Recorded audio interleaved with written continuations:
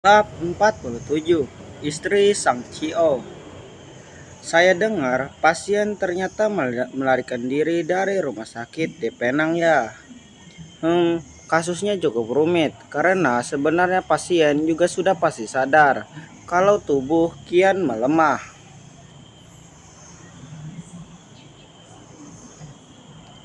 Dan hanya keajaiban Tuhan yang bisa membantunya. Anda dan keluarga sebagai orang terdekatnya harus bisa menyiapkan hati untuk segala kemungkinan terburuk untuk pasien.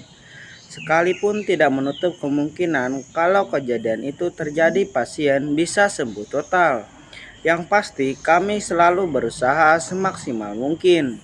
Jelasnya detail. Mungkin supaya Saka bisa menelan semua info dan melakukan yang terbaik untuk istrinya itu. Berarti memindahkan rumah sakit juga tidak akan merubah apa-apa. Begitu maksudnya, Dok? Tanya Saka dengan tatapan mata tajam. Dokter itu hanya menghela napasnya dengan perlahan. Silakan saja kalau mau pasien dipindahkan ke rumah sakit lain.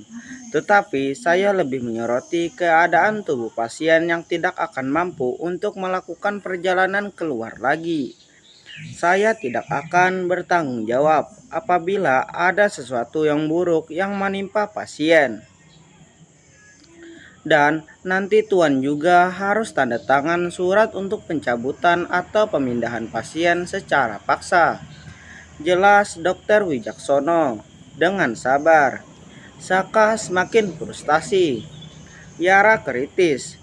Kalau dipindah berisiko. Tidak dipindah juga berisiko.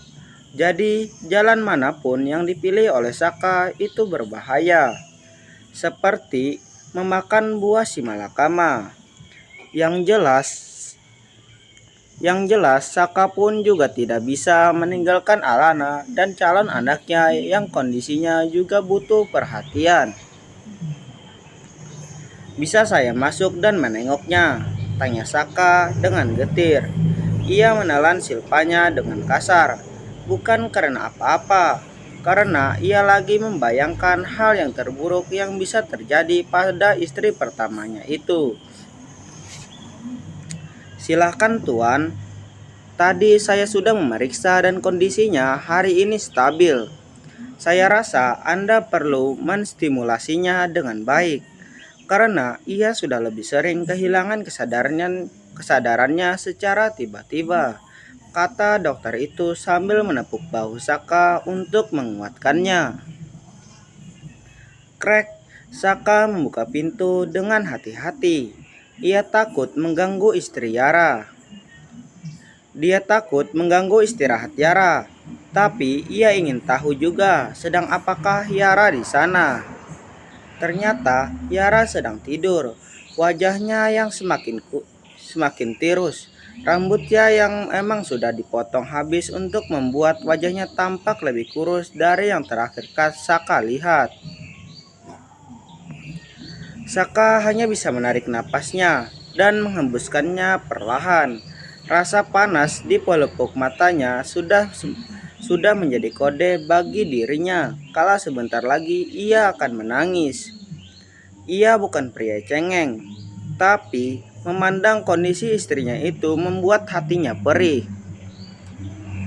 Saka mendekati berangkar tempat Yara beristirahat. Banyak alat bantu kesehatan yang menempel di tubuh kurus Yara, termasuk alat bantu pernapasan juga. Hati Saka semakin sedih melihat kenyataan itu. Saat ia pulang dari Penang, kondisi Yara masih stabil. Bahkan ia masih bisa memakaikan dasi untuknya dan berbicara dengan suara biasa. Bahkan masih bisa berjalan ke sana kemari. Tangan Saka sudah membingkai wajah Yara yang pucat. Gurat-gurat kecantikan Yara sudah memudar, termakan garis kesakitan yang menggores dahinya.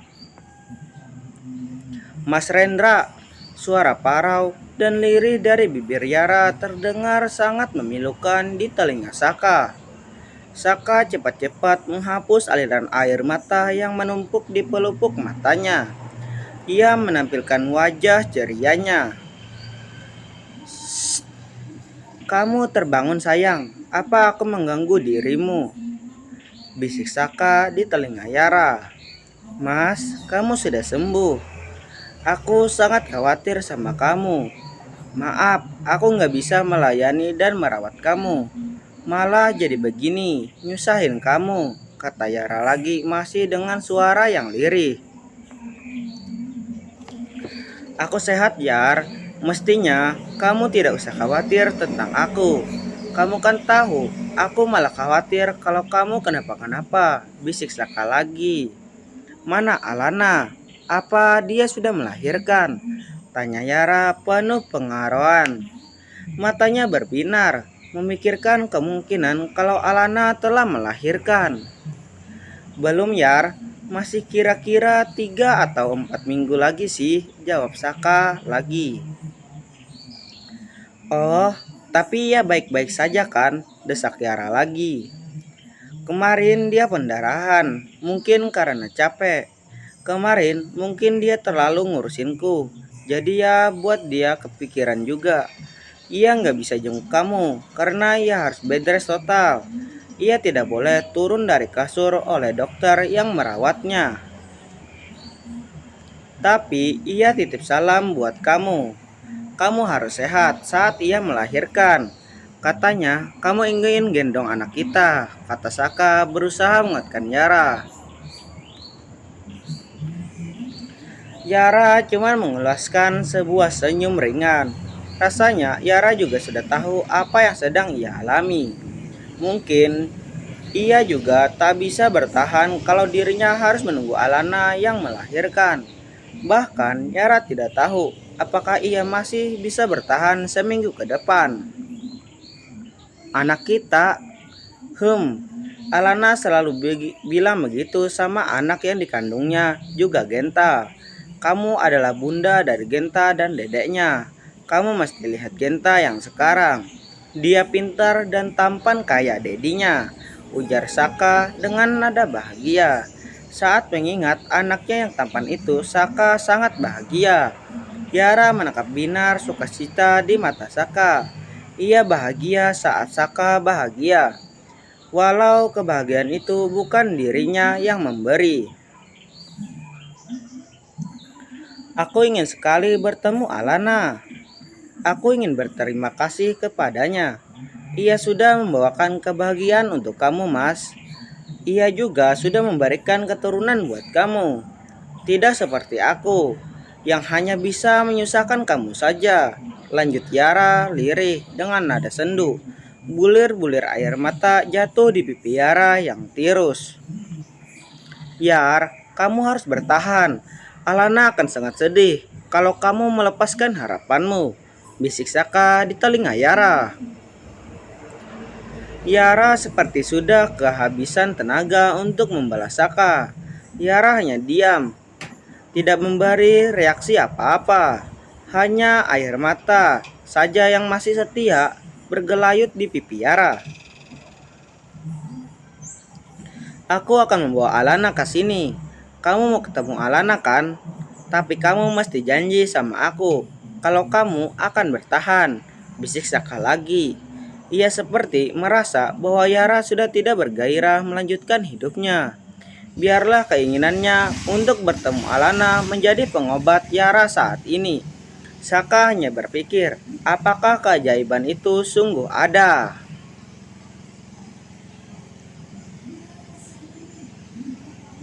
Bab 49. "Tok tok, bos," desis Leo dengan suara yang minta diperhatikan oleh bosnya. Si Saka, suara Leo membuat Saka berdecak jengkel. Dia lagi dalam mode syahdu bersama Yara, malah mendapatkan gangguan dari Leo. "Bos," bisik Leo lagi meminta perhatian oleh bosnya dengan sengaja mengacuhkannya. "Bos," suara Leo lebih keras 1 oktav di telinga Saka, yang membuat Saka jengkel bikin kesal. dengan asistennya yang dianggapnya tidak tahu aturan dan tidak tahu tempat.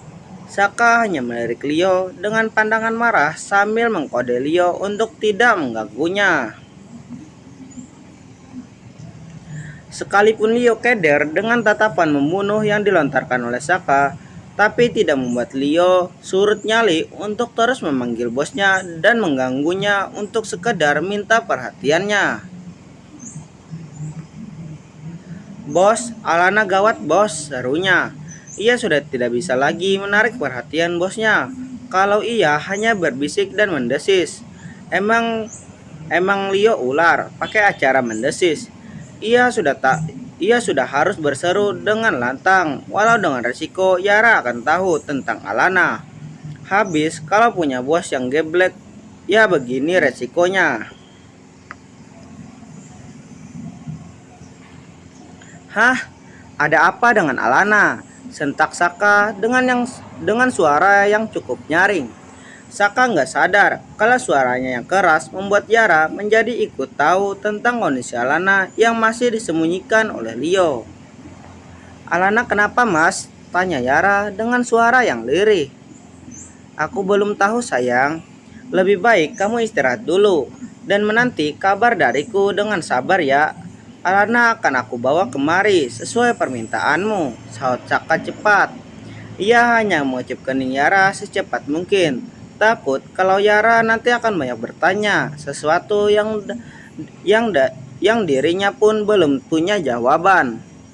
"Mas," bentah Yara. Ia ingin tahu lebih banyak lagi tentang apa yang sedang menimpa Alana. Tapi Saka meninggalkannya dan lalu menyusul Leo yang sudah keluar duluan. Leo tidak mau mengambil risiko kalau Yara sampai tahu kondisi terakhir Alana yang membuat Yara anpal lagi. "Yo, ada apa? Kenapa Alana?" tanya Saka dengan nada panik.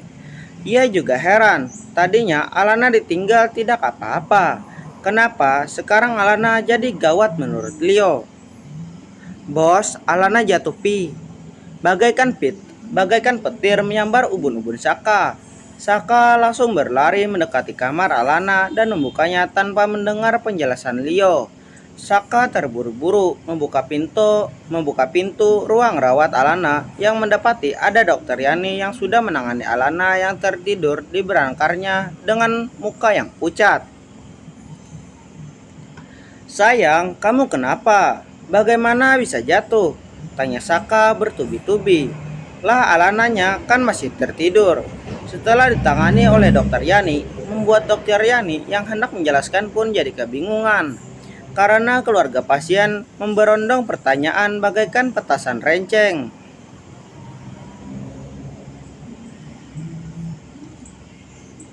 Maaf, Tuan, saya rasa Tuan harus tenang dan berkepala dingin," kata Dokter Yani dengan tenang.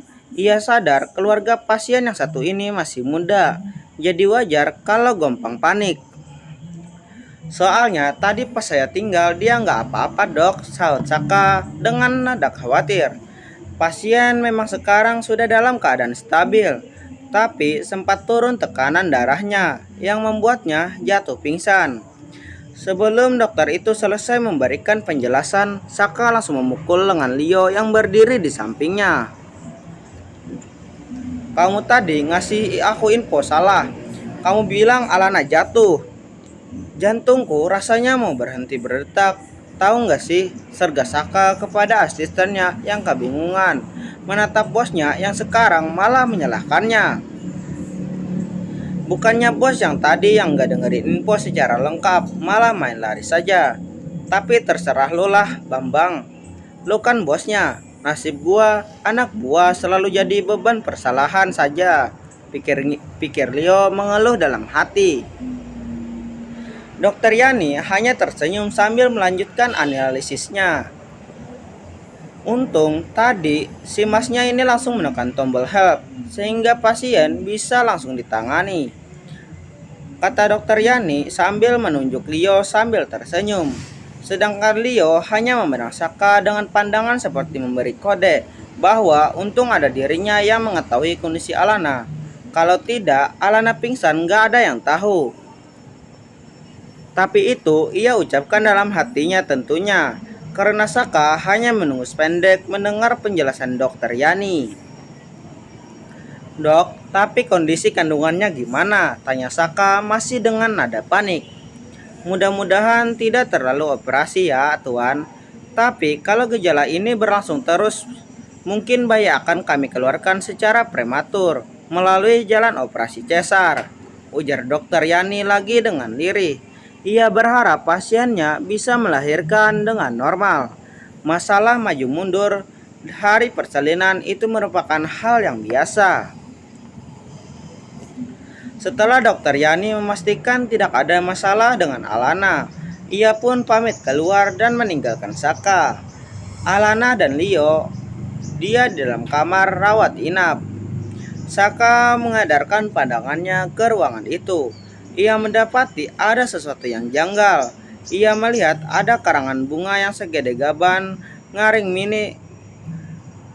manis di samping berangkar Alana yang masih tertidur setelah kembali disuntik obat penambah darah dan penenang. Bunga dari siapa yo? Tanya Saka dengan nada ketus. Karena sewaktu dia masuk rumah sakit tidak ada seorang pun yang tahu. Leo menutup info itu rapat-rapat. Takut kalau pesaing bisnis Saka akan memanfaatkan situasi dengan menyabotase. Bukan buat bos kok bunganya, sahut Leo dengan nada khawatir. Ia tahu kalau bosnya tahu dari siapa bunga itu, Saka akan tambah ngamuk. Emang buat siapa? Alana, Yara, desak ke Saka lagi. Ia sebenarnya bisa menebak. Ia hanya ingin tahu persis dari mulut Leo yang tadi emang ia mendapatkan untuk menjaga Alana sewaktu ia mengurus Yara. Untuk Nona Alana, jawab Leo singkat. Ah, iya dan dari siapa? Ngomong kamu irit banget. Belum sarapan, desak Saka dengan nada sarkas. Dari Dokter Indra. Tadi juga Dokter Indra kembali untuk memberi Nona Alana bunga itu secara langsung. Jelas Leo dengan nada datar. Ia tahu sebentar lagi Saka akan meledak. Saka itu posesif bin cemburuan. Ia merasa akhir-akhir ini Alana jadi banyak penggemarnya. Saka menjadi sangat geram. Ia merasa aura Alana berubah semenjak hamil. Apalagi Alana sekarang hanya bertugas di rumah, istirahat dan merawat tubuhnya. Genta dan urusan rumah tangga sudah ada yang mengurus. Karena sering perawatan wajah dan tubuh, Alana jadi tambah lebih seksi dan menggoda. Sekalipun berbadan dua, Alana emang tidak terlalu nampak kalau hamil. Ini yang membuat Saka menjadi uring-uringan. Saka uring-uringan karena ia merasa terkadang dirinya tak bisa menjaga Alana dan memberikan kasih sayang secara utuh. Ia takut Alana akan berpaling darinya. Ia cemburu karena dari hari ke hari ia makin mencintai Alana. Dasar Dokter Ganjen, desis Saka dengan amarah yang sudah sampai di ubun-ubun. Leo hanya memandang perubahan wajah Saka dengan ekspresi datar. Kamu sudah selidiki siapa yang membayar biaya Alana di rumah sakit ini? Tanya Saka lagi kepada Leo. Sudah, tapi sepertinya pihak rumah sakit tidak mau memberitahu informasi tentang itu. Ada kecurigaan tentu bos? Tanya Leo dengan santai.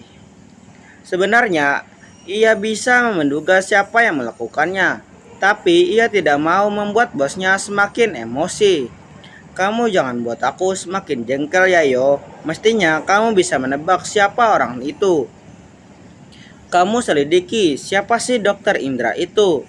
Rasanya ia ingin main-main denganku, kata Saka sambil mendekati berangkar Alana. Ia ingin mencium bibir Alana yang melambai-lambai ingin dikecup. Tapi Leo hanya mematung di tempatnya, membuat Saka jadi bingung apa yang sedang dinanti Leo. Yo, kerjakan sekarang. Jangan lupa makan siang ini, aku ingin makan dari luar rumah sakit.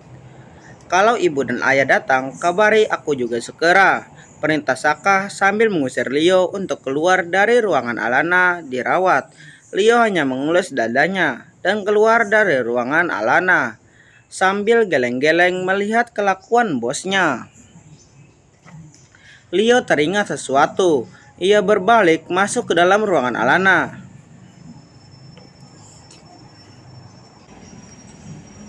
Bos, saya Ing. Leo hanya mengantungkan ucapannya saat ia melihat Saka ternyata sedang menciumi Alana yang sedang tertidur lelap. Pintu yang terbuka dan Leo yang sedang terbangun di sana. Saat Saka sedang mencium Alana yang tertidur membuat Saka naik pitam dengan Leo. Sudah 2 kali ini Leo mengganggu privasinya. Ada apa lagi sih Leo? Kamu itu sukanya mengganggu saja. Awas saja kau.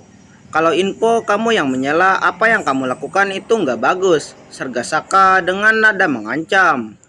Ini tentang Pela bos. Ternyata analisa bos tepat.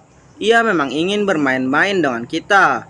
Perusahaan yang di Penang, kisah tentang Pela bisa dibaca menjadi istri kedua sahabatku. Kamu urus sajalah itu dulu. Kepalaku serasa mau pecah. Aku masih khawatir dengan kondisi Alana dan Yara. Potong Saka cepat. Ia tidak ingin menambah masalah baru. Ia tahu pasti tikus-tikus perusahaan memanfaatkan waktu ia mengurus kedua istrinya dengan membobol atau mengacaukan perusahaan. Satu lagi bos, saya rasa bos perlu turun tangan sendiri. Karena mereka kayaknya akan mensabotase melalui Ibu Yara. Jelas Leo dengan hati-hati. Pasti sebentar lagi bosnya ini akan jadi petasan benting. Marah-marah nggak jelas. Leo sudah menyiapkan telinganya dengan baik. Kok bisa? Tanya Saka heran.